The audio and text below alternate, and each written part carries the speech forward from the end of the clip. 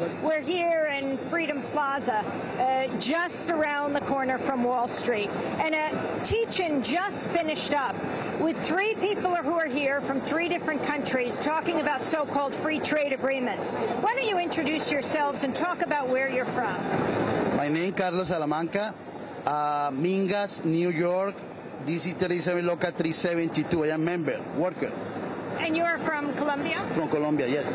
Hi, my name is Jung Hong, and I'm with Noruto for Korean Community Development, and an organization that's national called Korean Americans for Fair Trade, and I'm a second-generation Korean American.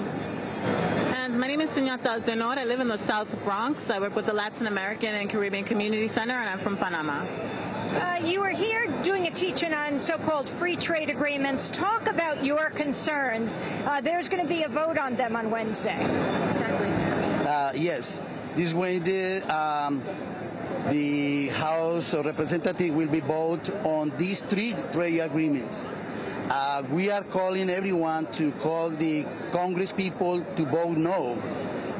Why are you concerned about the agreement on Colombia? Basically because with these three agreements, Colombia open and expand more the market for the multinational corporations and financial corporations from the United States, and is the continuation of what's going on in Colombia, is supporting the government who are not doing anything to stop the killing of the workers in Colombia, the union members, the human rights activists, and the persecution against the indigenous and Afro-Colombians leadership over there.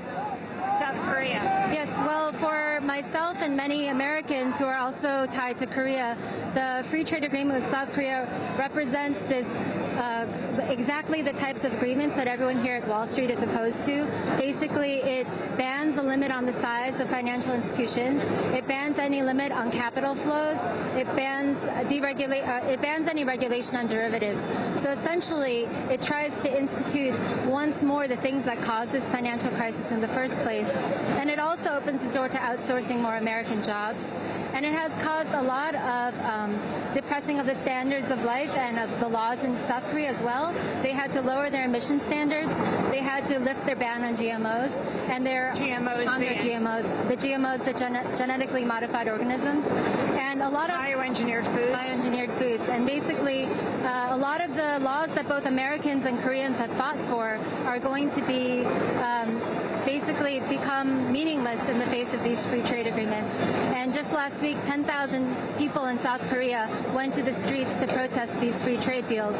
But both governments seem very intent on pressing forward. And I think not enough Americans know about the damage that these free trade agreements will cause, and really not really looking even at their own backyard and what NAFTA has done. Sunyata, talk about Panama. Sure. I think it's great that we're here at Occupy Wall Street, in particular because the U.S. military has basically occupied much of Central America, and especially Panama, over the last several hundred years.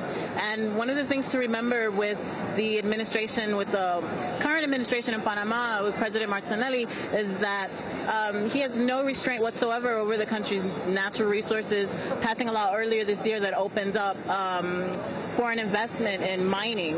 And last year also passed a law that essentially weakened already decrepit labor standards in the country. And so we're dealing with a president in Panama who doesn't respect workers, who doesn't respect unions, and who really is more supporting big government and international business and developing his own workforce, and with the U.S. government who is, or specifically the Obama administration, who's been pushing really hard around these free trade agreements where they can basically make it legal for capital to move around the world unregulated. And the other thing about Panama is that it's the second largest tax haven in the world. So international corporations who do business there because they avoid paying taxes. They do business there because they avoid paying a living wage, paying minimum wage, or having even work environments that are healthy for the workers who are there in order to make more profits. And so you have an occupation happening in Panama by the current administration, an outside occupation again coming from the U.S. that has been there since 1989 when the U.S. invaded Panama and completely demolished their military, and so weakened infrastructure. And I mean, it's just no good for anybody. It's no good for the workers here in the U.S. It's no good for the workers in Panama. We're still